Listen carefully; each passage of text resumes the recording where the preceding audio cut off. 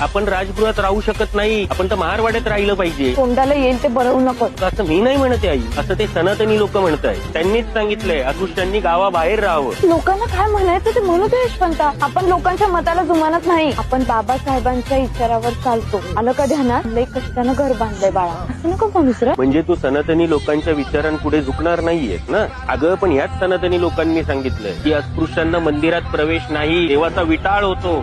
तरी तू पंढरपूरला जाऊन विठ्ठलाचं लांबून दर्शन घेणार, चोखामेळ्याच्या फक्त पायरीवर डोकं ठेवणार, आत जाण्याचा हट्ट करणार नाही, असं तूच म्हणाली. याचा अर्थ काय होतो? तुला त्यांचं म्हणणं पटतंय. अगं पण त्यांनीच सांगितलंय अस्पृश्यांना माडीची घरं बांधता येणार नाही. जर तुला त्यांचे ते विचार पटत असतील तर हे विचार पटायलाच हवे. म्हणूनच सांगतोय आपण आपलं हे घर तोडून टाकूया. असं करूया काही? असं बोलू नकोस रे यशवंता. हे त्रास भोगून एक घर बांधलंय. अगं ह्यापेक्षा जास्त त्रास बाबासाहेबांना झालाय ही चळवळ उभी करायला. अगं तू जर पंढरपूरला गेली तर संपलंच ना सगळं. चळवळीच्या पायाखाली लागतात.